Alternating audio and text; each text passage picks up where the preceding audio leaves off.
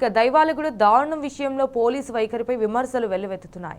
ముందస్తు బెయిల్ పొందిన నిందితులు దర్జాగా తిరుగుతున్న ప్రాణభయం ఉందని బాధితులు మొత్తుకున్నా పోలీసులు పట్టించుకోలేదంటున్నారు. అయితే ఈ హత్యలకు ఖాకీల లాలూచీని కారణమని బాధిత కుటుంబీకులు, బంధువులు, స్థానికులు మండిపడుతున్నారు.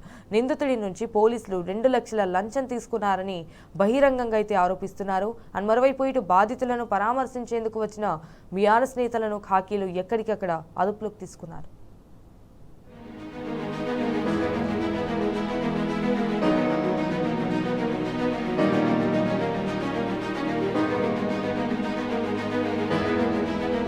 దైవాలగూడ పోక్సో కేసు నిందితుడు 6గురిని హత్య చేసిన ఘటనలో పోలీసులు తీవ్ర నిర్లక్ష్యంగా వ్యవహరించారని బాధితుల బంధువులు, స్థానికులు మండిపడుతున్నారు. ఆ కిరాతకుడు ముందస్తు బెయిల్ పొందేందుకు కావాల్సిన సమయం ఇచ్చేందుకు పోలీసులు 2 లక్షల లంచం తీసుకున్నారని బహిరంగంగా ఆరోపిస్తున్నారు.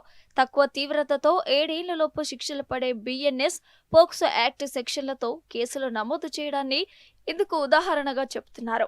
రాజకుమార్ బాలికను ఏడాదిగా వేధిస్తూ కుటుంబాన్ని చంపేస్తానని బెదిరిస్తున్నాడని వివరించినా, బెయిల్ తీసుకుని స్వేచ్ఛగా తిరుగుతున్నాడని చెప్పినా పోలీసులు పట్టించుకోలేదని వాపోయారు. నిందితుడి నుంచి ప్రాణభయం ఉందంటూ పోలీసులకు మొరపెట్టుకున్నా వెటకారంగా నవ్వారని, ఈ హత్యలకు పరోక్షంగా ఖాకీలు బాధ్యులేనంటూ ఆరోపిస్తున్నారు. పోలీసుల నిర్లక్ష్యాన్ని నిరసిస్తూ షాబాద్ ప్రధాన రహదారిపై బాధిత బంధువులు, స్థానికులు ఆందోళనకు దిగారు. పోక్సో కేసు నమోదైన తర్వాత నిందితుడిని కూడా పట్టుకోలేదని అంటున్నారు.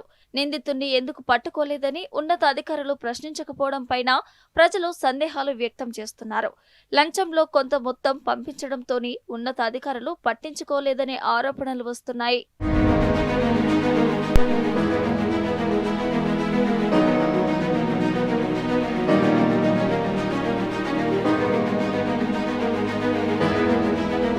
బాధిత కుటుంబీకులను పరామర్శించేందుకు బయలుదేరిన బీఆర్ఎస్ నేతలను పోలీసులు ఎక్కడికక్కడ అడ్డుకున్నారు. దీంతో శంకరపల్లి, చేవేలలో గులాబీ నేతలు, ఖాకీలకు మధ్య తీవ్ర వాగ్వాదం చోటు చేసుకుంది. బీఆర్ఎస్ నేతలు ఆర్ఎస్ ప్రవీణ్ కుమార్, పట్నం నరేందర్ రెడ్డిని శంకరపల్లి ఠాణాకు తరలించారు. మాజీ మంత్రులు సబితా ఇంద్రారెడ్డి, సత్యవతి రాథోడ్, మాజీ డిప్యూటీ స్పీకర్ పద్మాదేవేందర్ రెడ్డిని మల్కాపూర్ గేట్ వద్ద అరెస్టు చేసి చేవెళ్ల పిఎస్కు తీసుకెళ్లారు. సత్యవతి రాథోడ్ ఎలాగోలా తప్పించుకొని షాబాద్ వెళ్లి బాధిత కుటుంబాలను పరామర్శించారు. రాష్ట్రంలో అసమర్థ పాలన సాగుతుందని మండిపడ్డారు. ప్రభుత్వ వైఫల్యాలను కప్పిపుచ్చుకునేందుకే అక్రమ అరెస్టులు చేయిస్తున్నారని ఫైర్ అయ్యారు. దైవాలగూడ దారుణానికి సీఎం, హోంమంత్రి రేవంత్ రెడ్డి, కాంగ్రెస్ ప్రభుత్వమే బాధ్యత వహించాలన్నారు. బాధిత కుటుంబంలోని దివ్యాంగురాలైన మహిళకు ₹1 కోటి పరిహారం ఇవ్వాలని డిమాండ్ చేశారు.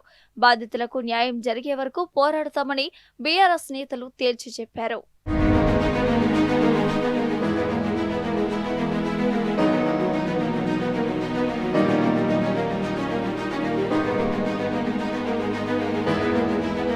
మరోవైపు ఎమ్మెల్యే కాళ యాదయ్యకు నిరసన సెగ తగిలింది. 6గురు హత్యకు గురి కావడంతో ఆగ్రహించిన బాధిత కుటుంబ సభ్యులు, స్థానికులు షాబాద్ ఠాణా ఎదుట ముంబై బెంగళూరు జాతీయ రహదారిపై ధర్నాకు దిగారు.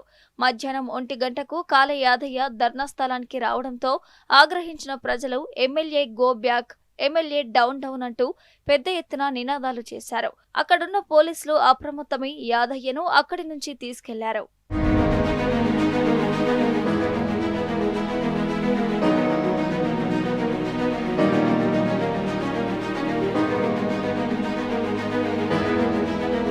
ఇంకోవైపు పోక్సో కేసులో పోలీసుల ఘోర నిర్లక్ష్య కారణంగా జరిగిన 6 హత్యలపై జాతీయ మానవ హక్కుల కమిషన్లో కేసు నమోదైంది.